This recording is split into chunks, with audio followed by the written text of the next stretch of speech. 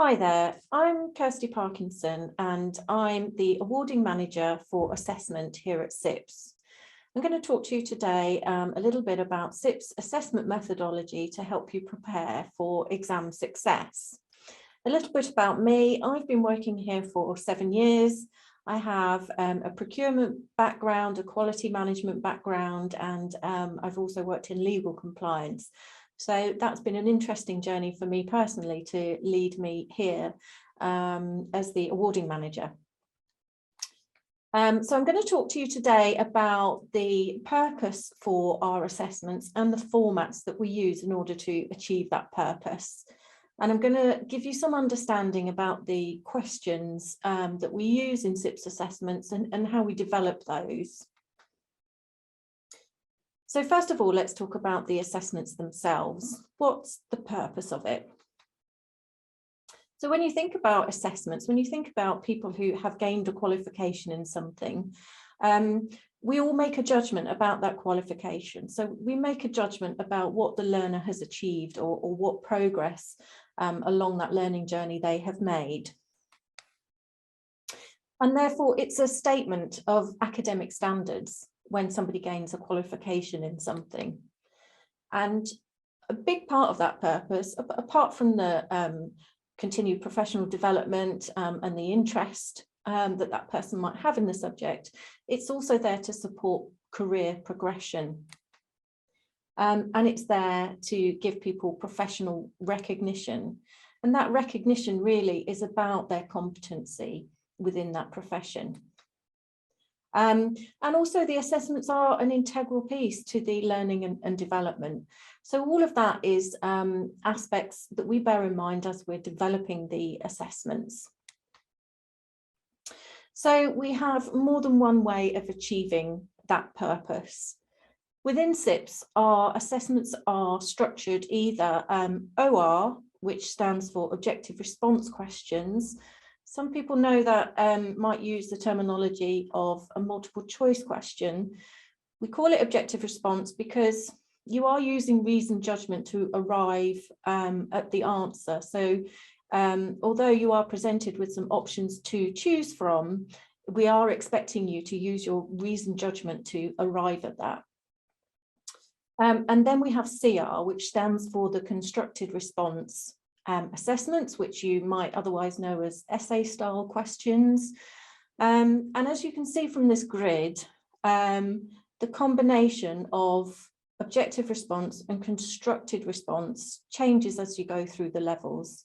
So levels 2 and level 3 are all assessed via objective response type questions. Once you get to level 4, the diploma level, you then have a mixture of 2 constructed response modules and the rest are objective response.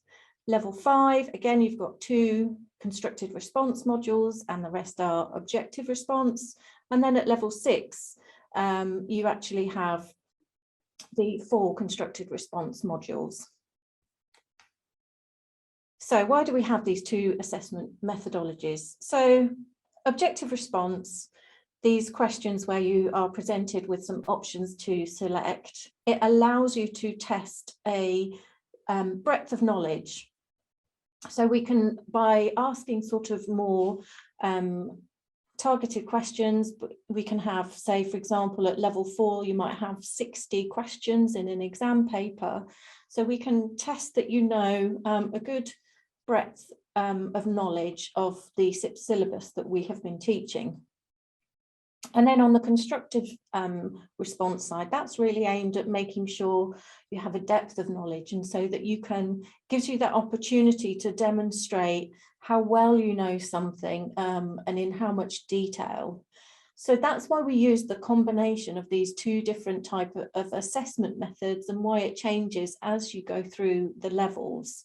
So there's a real benefit to using these 2 different types because we are then testing both the depth and the breadth of the learner's knowledge. So if you go back to the purpose, and we're demonstrating that you are competent in the procurement profession, that you have the skills, the depth and breadth of knowledge in order to achieve that professional recognition, that's why we reflect that in the way that we do these assessments.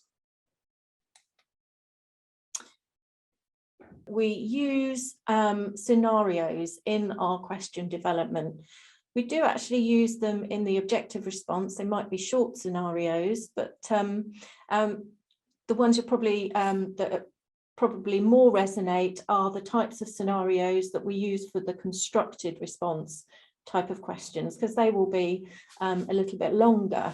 And the reason that we use those scenarios is to really be able to assess learners' ability to perhaps solve a problem or to apply their understanding by using that scenario as a bit of a springboard to launch the answer, particularly in those constructed response where you're developing your response to the question that has been set.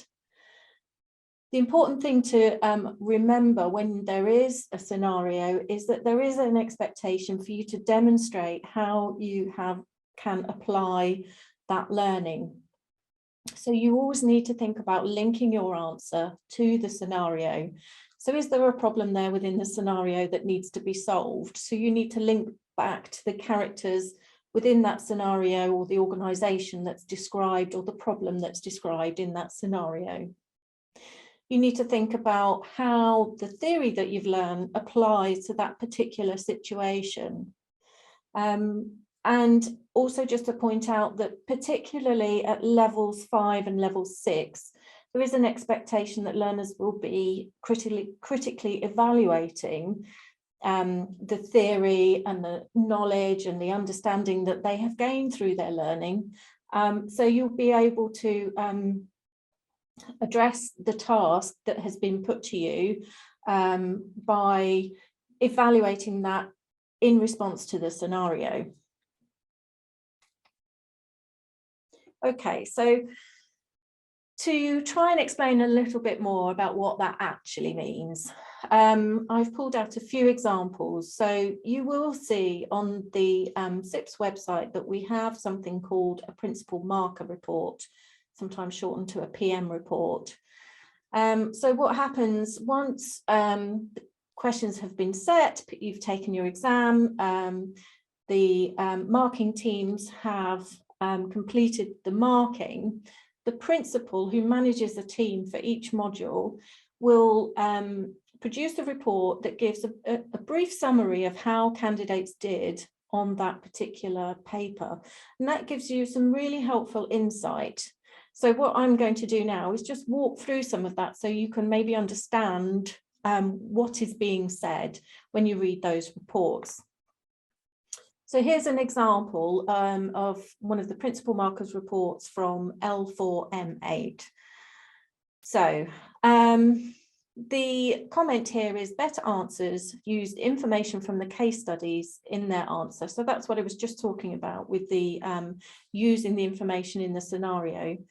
So the principal marker is here, is saying when discussing what type of tender or specification was appropriate. So the better answers did use that information. So I've covered that really in terms of what we're saying here is a failure to link the answers to the scenarios. Here's another example. This is from the L5M1 module.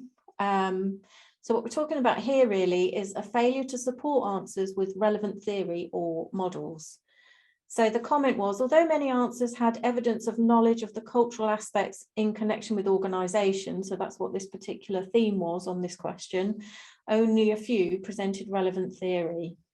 So it's really helpful to support your understanding of the question by linking it back to the theory that you've gained throughout your learning. Failure to understand the command word is quite a common one. And here's a quote, for example, weaker answers were often presented as a simple list of unsupported bullet points and also lacked any supporting detail. Some answers simply listed the advantages and disadvantages of each approach, i.e. they did not provide an explanation of the characteristics of each. So what we're saying here, if you have a command word of explain, giving a list isn't going to demonstrate the level of understanding that we're expecting. if you're given an example of if you're given a command word that says justify, then we're asking for more than explanation. We're asking for you to evaluate what proposal it is that you're using, and to be able to really provide a strong reasoning for why you're proposing that solution, for example. So here's another comment that we get quite often, failure to consider the whole question. So this one reads, candidates did not always recognise or deal with both areas required in this question. And the theme of this question was equality and diversity. So it's really being quite careful here that you don't read something as one umbrella term. Equality and diversity, there are two elements to that. So you need to make sure you've addressed both of those two elements when they're presented in the question. So, you know, make sure you have read the question carefully, read it twice, make sure you've considered whether there is just one task or there's the task of explaining something and then maybe giving some examples or giving some advantages or some disadvantages. So really think about the question as a whole. Don't let yourself get too diverted into just answering one bit of it. Okay, so do make sure you attempt all of the questions, whether it's a CR exam or an OR exam. We don't do any negative scoring. So if you write the wrong thing, you're not going to lose marks. So you don't need to worry about writing the wrong thing. And, you know, even if you're a little bit uncertain, you might be able to attract some marks for having some elements of understanding, even if you get a question on an area that isn't perhaps your strong point. So read the question carefully, and just to say there are no trick questions, and I think this is particularly important when we're talking about the objective response questions. Sometimes what we see in the way learners are thinking about questions when we look at how they've answered them, when there's a really obvious question, a really obvious answer to you, it's a straightforward question, and the answer to you is pretty obvious. There isn't a trick, so you don't need to think, well, it can't be this obvious answer. It must be something more complicated. It's not like you know, a mystery kind of detective exercise. If it seems straightforward, then it is straightforward, and do go for the most obvious answer as you see it.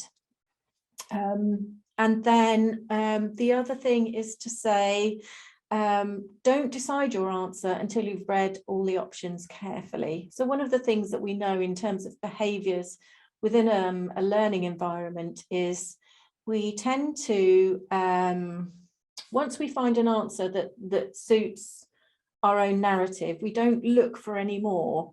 So if you read a question and you read the first option and you decide that's the right answer, that's what you're expecting, it's tempting just to go for that. But make sure you have read the other options, just to make sure that there isn't something that is more of a correct option. So again, it's about reading the question carefully. Make sure you've read all of the options before you decide which is the correct one. So I hope that has helped giving you a little bit of insight into assessments. We do wish you every success in your future exams. Our job here is to give you every opportunity to demonstrate your learning and understanding. When we go back to the original slide of the purpose, we're all on the same page. We're all trying to achieve the same thing. We want you to do well, so good luck.